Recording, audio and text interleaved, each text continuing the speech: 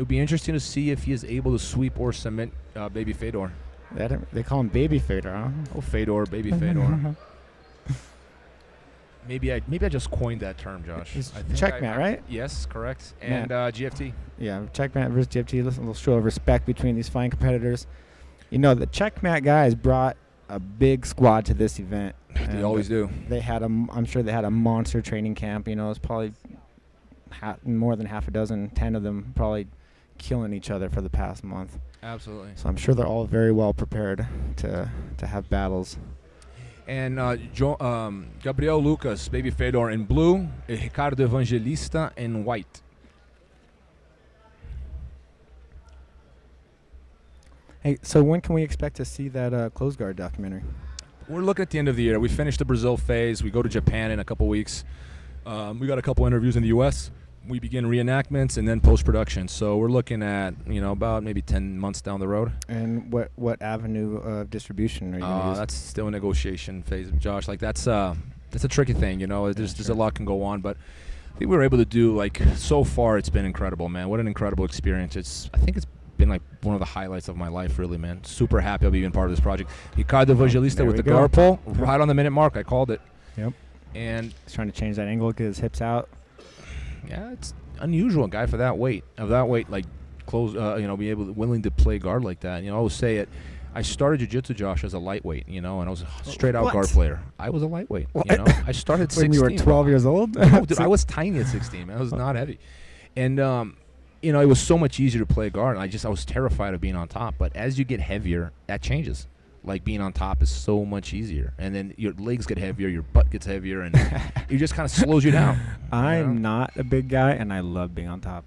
No, but what I'm saying is that it is like people are like, nice. Here we go. Wow. Nice, sweet. Very nice. Ricardo Evangelista did what I thought was not possible. 2 and 4.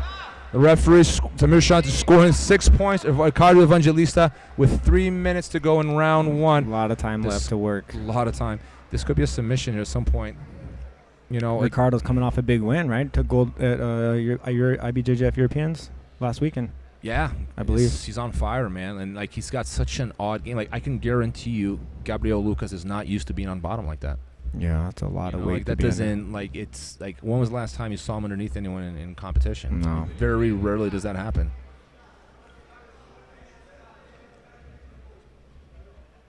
What's he working on? I can't see.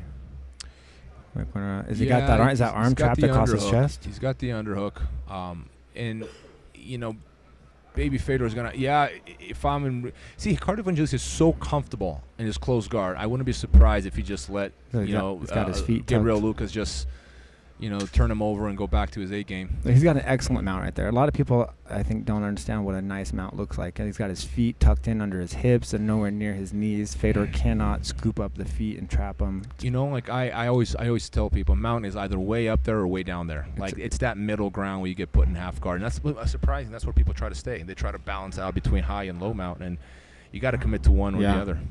Yeah, he's got an excellent mount here, man. His feet are pinned on the hips. Fedor can't fish that foot free. And, Fedor's not in a good spot. And remember, if Evangelista managed to win a 7-0 round, that is that's going to be a 10-8 round, which means even if they draw one round and Gabriel Lucas wins the other round by less than 7 points, Evangelista takes the W. Absolutely. So let's say if Baby Fedor turns too far, right, and then he can expose the back if Evangelista takes the back. Or what if he dismounts and goes knee on belly?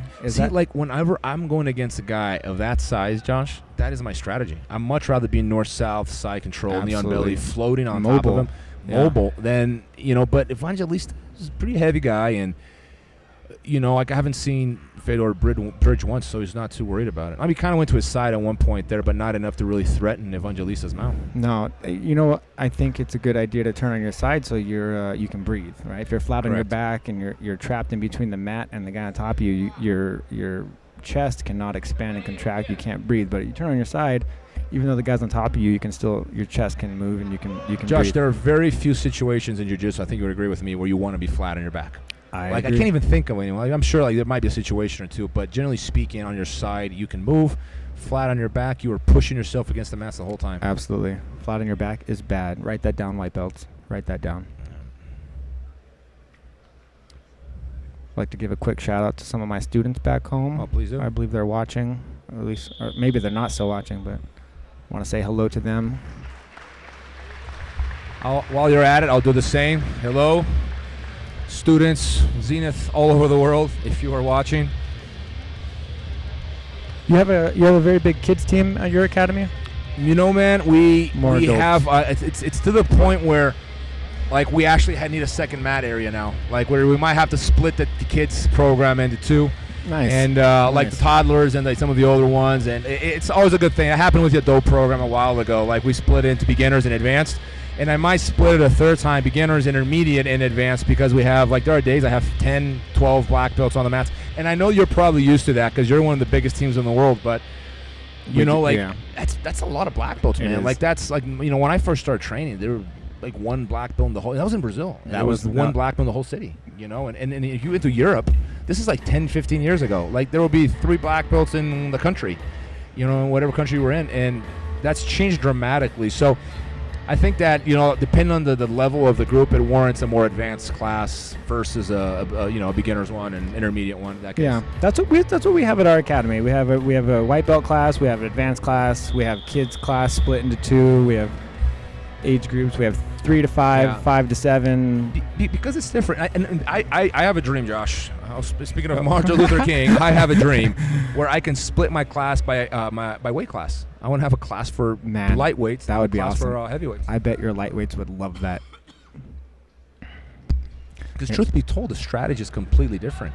If you're a rooster weight, 100%. You know, like it's one jiu-jitsu, and if you're these guys, it's a different jiu-jitsu. 100%. You know, I was in the back in the warm-up area before the first match started. I was talking to Rafael Barata, and he was asking me how to deal with the Berimbolo. And I said, man, to be honest, in my division, I don't have too many Berimbolo. No, it doesn't happen too often. It doesn't happen. It's not really something I got to deal with too often.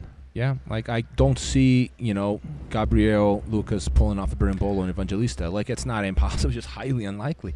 But I can see him pulling off a takedown. I can see him pulling off a clock choke. Like, these things I can see happen. And, you know, it really, you know, we teach a kind of like a general class to the whole group. But I think eventually, as jiu-jitsu becomes more specialized, the tendency will be to split it into weight classes. I think that's a great idea. And I really think I'm going to put a patent on that idea. Yeah. I love my idea. I don't know any academies that do that. No, I'm going to be the first. It does sound like a great idea. Live. Don't steal my idea. No, to be honest, gyms of the world. It would be a great selling point for people who are coming to check out your gym, you know? Like, I think, get up. He's going to get up. Oh, he had to accept it. Beautiful sweep. 2 points for Evangelista. Like, I'm actually really look. Evangelista is obviously used to training with some heavyweights. Like, GFT is known for having heavyweights, but I don't think he trains with anyone as heavy as Gabriel Lucas. Oh, look, he's going for that single leg X toe hold. I hate that guy because you got to give away position. If they don't catch you, you got to sacrifice something. Tiago tried to do this to me. Yeah, I was just trying to remember. I know I saw that today. I was trying to remember who. Tiago tried to do that to me. It was not very close. It was close. It was enough to make me run, but I don't think I was in danger at any point. But you were smart. Now I remember. You attacked his foot, and that stopped him from sweeping you. Yeah. That was very clever. A little counterattack. Oh, there we go. Before working. You got that pad grip. That's solid. Gabriel Lucas with the sweep. Wow. 2 points on the board. Nice. You know. But look, is Evangelista going to close it up? I've been wrong many times tonight, Josh. I'm watching ultra heavyweights sweep each other back and forth. That's beautiful. That does not happen very often. That really is rare. Yeah. You know, you have like, I think these guys, and you see Bushesho, you know, is good at sweep, but those seem to be the only guys that actually in that division that sweep each other back and forth. This is nice. Turning out to be a nice match. But Evangelista got that guard closed again. Score is even, round 2. 2.5 minutes to go. Crowd's loving it. Josh, you've heard this chant a million times in your life. You know what it means. I don't. You don't. Can you say it for me? Okay. Vai passar. Yeah. Go and pass. Yeah. Yeah. Like it doesn't really mean anything. No, but just like, but it goes like you're gonna pass. He's gonna pass. You know. Yeah. Vai passar. Vai passar. You know another one? Anything else you hear? You know? You know, I do. You know, vai morrer? No, I don't know that one. They scream in the UFC sometimes. It's not very pretty. But he's going to die. He's going to die, yeah. It's not a pretty morrer? Morrer's yeah. Oh, there we go. Man, big boys are working today. I like it. Hey, let's go. This has been surprisingly dynamic for an ultra heavyweight match. You know, like I hate saying it, but it's true. A lot of times they're a lot slower. It is true. Sometimes they turn into sumo wrestling matches, and not here, not tonight. No, these guys came to fight. You know, and what this ACB 10 has proven, Josh, is that, you know, not only has it been, like, arguably, in my opinion, the greatest card in jiu-jitsu's history, it has also been very, very dynamic. And I think it disproves a lot of people that believe that the point system makes matches boring. And I hear that. And I'm going, man. What tournaments are you watching? You're not watching ACB, obviously. You don't get me started on this. Yeah, well, feel free, Josh. This is a public forum. Ooh, what was that penalty for? Nah. I think both of them. Oh. Yeah, both of them. Yeah, I'm not a big fan of the submission-only movement. The submission-only movement is okay. I don't like the talk that comes out of that little bubble about how the point system is made for stallers. And you know one thing I always say, Josh. I always say this: people who complain about the point system, almost as a rule, don't do well under the point. So they're complaining about something they don't do well under. For sure. What is this really about? What's best for jiu-jitsu, or is this people that don't necessarily do well under the rule system and they blame the rule system for their failures? I find to be submission-only matches to be quite boring. I think it's the opposite. I agree. I think because people are less prone to attempt things, and there's less incentives. You know, they say some of the arguments I've read on the interwebs are that one guy will score 2 points or a takedown or an advantage, and then he'll stall the rest of the fight, kill the clock, and stall. That's not the case. And and if the guy is stalling, that's fine. But it's the other guy's job to attack and initiate and make something happen. And there are penalties in place too. Like absolutely, ACB has been very harsh on penalties. I believe ACBJJ is as well. Yeah. This is end of round 3. That was it. Yeah. What was the score for round 2?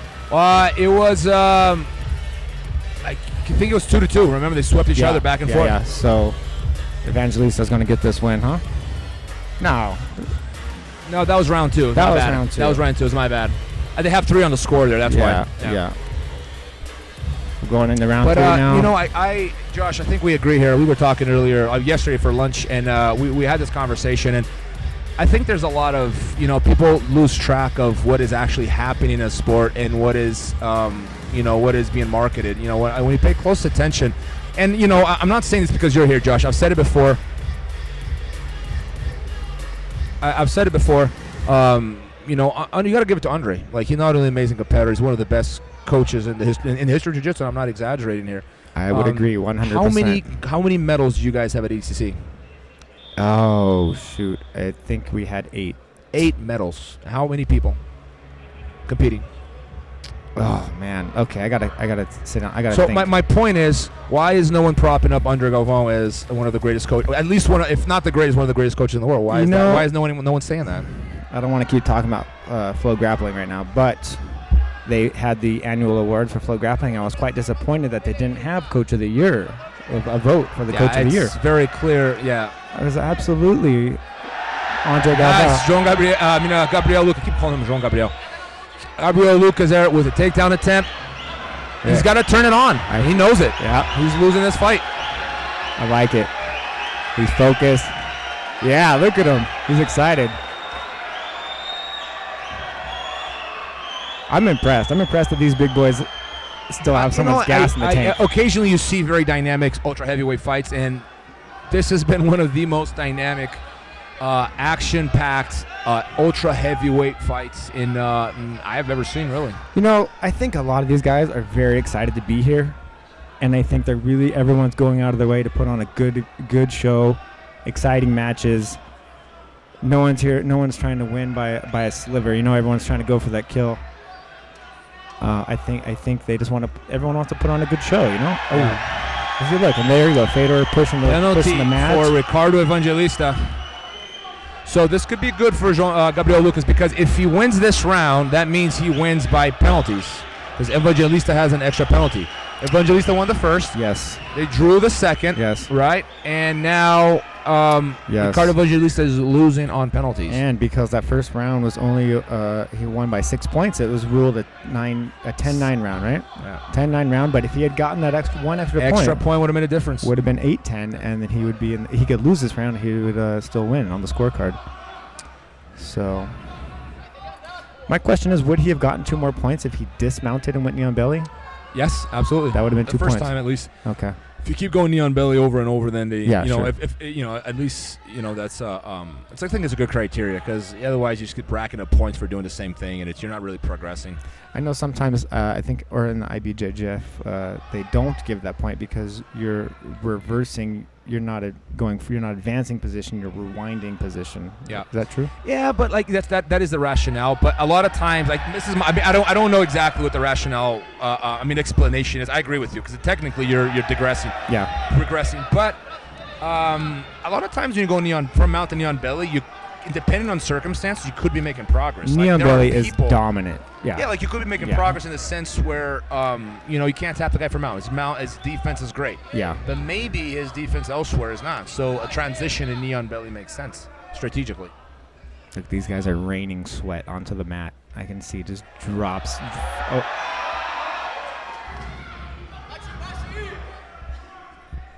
I'm super happy about this match. It's been very exciting.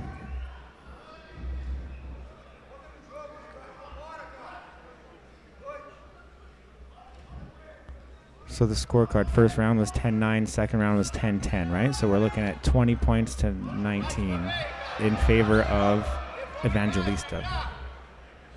But if this round is a draw, Evangelista wins. Correct. Okay. Yeah, so, Gabriel Lucas needs a takedown here. Got a minute 40 seconds to do it. You can see he's been slightly more aggressive this round. Like, he is pushing it. Absolutely. But, and I'm surprised that Ricardo's not pulling guard. That's normally what he does. But I think he feels like, this guy can't take me down, but he could potentially pass, Oh, double penalty. Another penalty for both of them this time. So that's 3 penalties for Ricardo. That's bad for Ricardo, because he's got a minute 35. If he gets another penalty, he will be DQ'd. Yeah, he needs to step it up. Oh, here we go. See, now he's moving. There you go. That was Gabriel Lucas with the knee block attempt. Hey. Do you know that move Gabriel Lucas just attempted in wrestling is the fireman carry, in judo it's the kataguruma. Did you know that judo borrowed that move from wrestling? I did not know that. Yep. Like that Jogoro Kano had matchups for testing purposes, just for experiments against wrestlers, and that was a move that the wrestlers would hit on the judokas, so he adapted it from wrestling into judo. I was a big fan of the fireman's carry in wrestling. I wrestled in high school for 4 years, and not saying that I was very good at it, but I was a fan of it. I tried it a lot. I'm not saying I was very good at it, though. 40 seconds left. Well, Evangelista, he just has to stay active, right? Not get another penalty. Not get another penalty. If I know the referee, yes. Wow, that was close. Train wreck. So Robert, did you? I don't know. When I was backstage and you and Braulio were up here, look, he's got double sleeve grips. That's not a good. That's a throw in the making right there. 8. Let's go, Fedor. 10 seconds. 10 seconds. What do you got? Yeah, you can see Gabriel Lucas asking for a penalty. He knows, but it's Ricardo Evangelista with the takedown attempt at the end. That won him the fight. That's it. Wow, that was an awesome fight. This guy did the impossible, Josh. This guy swept Gabriel Lucas twice. So here's my question, and I wish you guys can see the crowd at home. Yeah, they're going wild. Super excited, super happy with the performance of Ricardo Evangelista and Gabriel Lucas. The match goes to Ricardo. Is that correct? Yeah, that is correct.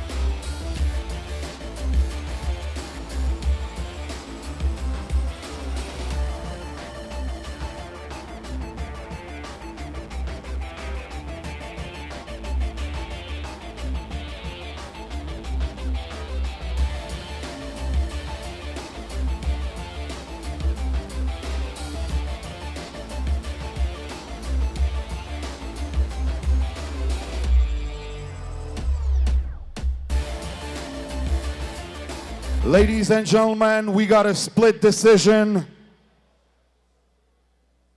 And your winner is Gabriel.